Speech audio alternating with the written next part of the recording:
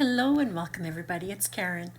I hope it's a fun video. I've got a card fold for you today that is so easy, anybody can do this one. These are the two cards I'm going to make today. Now I promise you, if you can make 4 score lines in your card, you can make this card. So I've made this one here off camera and I'm just showing you, it was the first one I did. Now I did my ink blending after I had scored and folded it, which is never good, so we're not going to do that today. You can see I've used some acetate strips to position that turtle up above and the fish down below. And I've used a circle die for this, but there is so much dimension in these cards and they're really fun. But truly very, very simple to make. Now this one I've used the jungle frame die set to cut that opening. The other ones I've used a circle die, but you can use whatever you want to make whatever shape opening you would like to have. Now on this one I've got acetate, alcohol inked acetate for the lake at the bottom there, and I've put a piece at the back of the card and one against the front edge of the card. Now you need to score all of that down the middle, but let's make the card together because it really is easy, you guys. So I'm starting with the 5.5 by 10.5 inch wide piece of cardstock. You can make the height whatever you want. So my next card I think is 6 inches, but you can change that up. You could also change the width if you want. You would just have to score evenly. Leave a flap on one side and then score the rest into 4 equal sections. So here you can see I'm scoring it at 10 inches. So that gives me a 1/2 inch flap. Now normally you're going to score at 2.5, 5, and 7.5, but because we're going to ink blend first, I'm only going to score down at 5 inches, and that's going to divide this card in half. And so then we can do all our ink blending on the front and the inside back. So I'm just folding that flap to the inside, and again the card, just making sure it's nicely lined up before I burnish that with my bone folder. And that's the first part of the card. So you can see how that's going to go together there. So that will be the inside back, and you want to do your ink blending or put your pattern paper in, do whatever you're going to do now. So I wasn't entirely sure where to put this island until I've cut my front opening. So I'm going to do the ink blending on the front, but I tape off the back because you will do your writing on the back. So unless you're matting the back, you probably want to keep it masked off. So I just did a quick sky, and then I'm going to use a circle die to cut my opening, and then I'll be able to see where I want to put this island.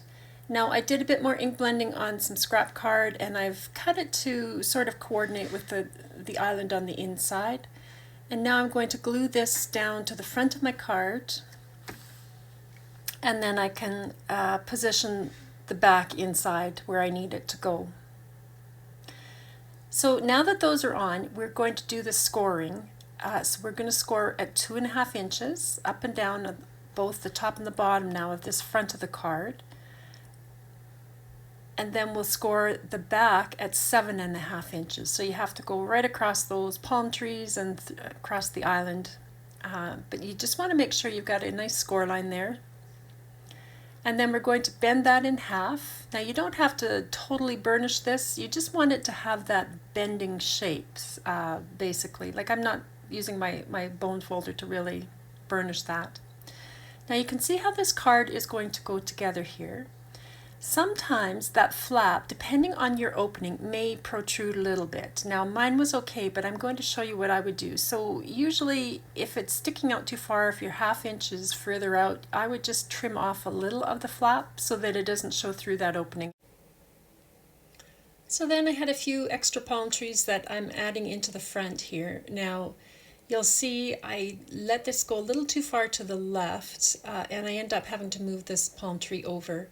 So I like to have a colored envelope on hand where I can see the edges of my card. So that's exactly what I'm doing there, and I can tell that it's not going to fit into my envelope, and that is a 5x7 envelope. So I sort of pulled this tree up, and I'm moving him over more into the middle so that everything will fit inside that envelope now. Now I did add some red line tape to the inside of my flap. I don't know why I did that. I think glue is actually easier. But I've also got an old background piece that, I don't know, came from some gel print, I think. I'm not sure what. But I just thought that would be pretty for the ocean. So I'm going to cut just a little piece of that to go at the bottom. And then I will glue that to the inside of my card. Now I think that was rice paper that I had that background on, and it's quite thin. So I didn't score this in the middle. And you'll see it will bend just fine. But if you had thicker cardstock or acetate, you would probably want to score that and then bend it, or score it and then make sure it's all lined up with the centerfold of the card. So there, mine worked out just fine like that. And that's going to be the water. So now I can glue my images down. Now, when you put your images on, you want to be careful that you're not crossing the midline, or else you'll have to put a score line in your animal or whatever it is you're gluing down. So I've kept my turtle off to the right side of that center score line on the back. And then on the front piece here, I'll put this other turtle and again off to the other side of the score line.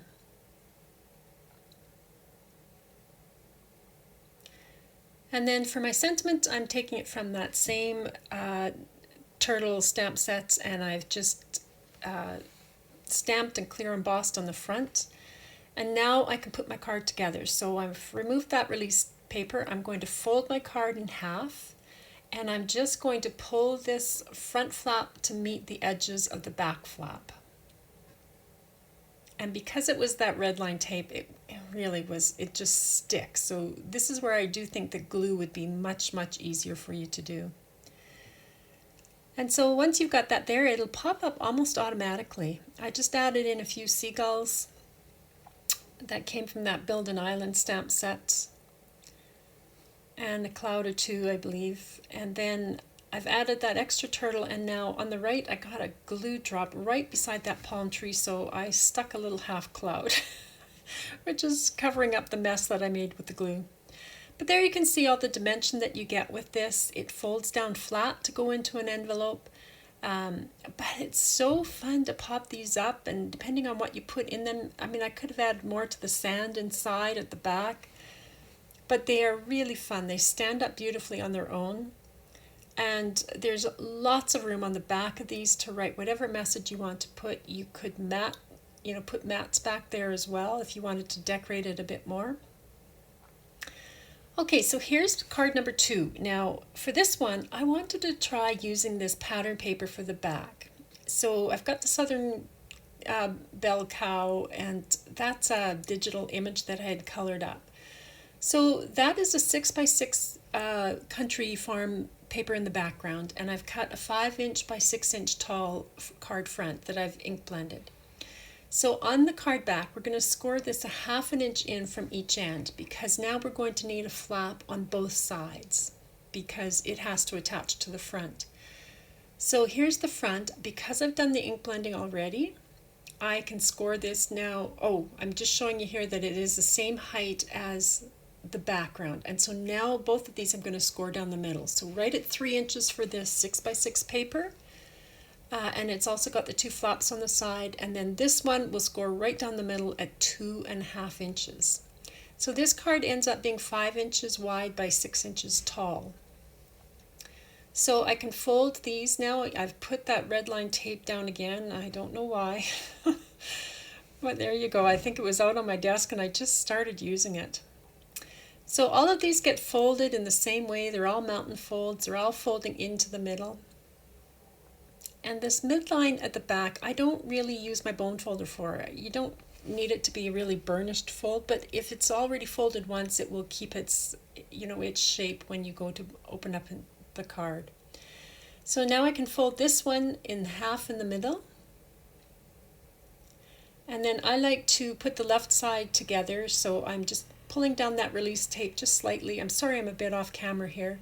But then I can line up my card front with the unreleased end of the tape end, and then get everything in place, and then press it all into place and remove the rest of the release paper. So that's all I was doing there. Off camera, I'm sorry. And then we're ready to decorate this. So you can see how that's going to go together. And I did think that pattern paper worked really well in the background. So I'm gluing my animals there. Now I know that looks weird. I have a plan. You can see all that grass on my desk from the slimline fence die set. I'm going to put that to cover the bottom of that, that barn door, whatever it is. I just thought if I had the barn in the background, it would look a bit more like it was a bit more cohesive. So covering all up the bottom with the grass, and then that's how it's going to look. So I thought that was not too bad, considering they don't go together at all. Now I've added in that little speech bubble. It's from that Southern Cowbell stamp set, and I'm gluing in, I've made a fence with that slimline fence die set, and I'm just gluing in the posts here on either side of my opening, and then I can glue the rail piece across. But because this will cross the midline, I'm scoring it in half. So I'm just eyeballing roughly where half is, and that fold line is going to go right in the middle now. And so I'm tacking that in place before I glue this down. So I lined up the folds, tacked it in place with low tack tape, and then I can go back and put glue in where they meet up with the posts. And then on the inside, I'll just finish gluing that down in place. So that's the fence in place there now, and I'm just adding a bit more grass and my cow. Now up there at the top, when I die cut my opening, my window opening, I must have had a piece of cardstock stuck in my die cutting machine, and it made a big embossed dent in my card, which bothered me. So I'm just covering that with a cloud. Now I could fold that cloud in half, but I chose to just glue on the right hand side of it and then cover up that indent. So the left side of this cloud is going to stick out now when it's bent like that, which didn't bother me. I'd rather that than have it folded, I thought. So I've got a bit more grass now that I'm putting down. Now with my label maker, I made this sentiment, and I have to admit I've put some glue on it because it is a removable label, but I wished I had put this to cardstock first because it's so thin that you can kind of see the lumps and bumps from the grass in behind that. But definitely you can do that, or if you've got a sentiment that you want stamped, you could do that. So now I'm all ready to put this together. So I just removed the release paper on that flap, and then we're going to fold this in half and just bring those edges right over to meet the side, and just try not to get your fingers stuck in there like mine was. And you'll be all good. I think honestly glue is the way to go with this. You just have that much more wiggle room. So there's this card. Now again, they fold so flat, but there is so much dimension to these, and you could have things coming off the edges, you could have birds coming down, whatever you want. And I just think they are really fun to try to do. I know you can't really read that sentiment terribly well on camera. In real life, you can read it just fine. But I thought that the pattern paper worked out really well for the background. I was quite happy with that, actually.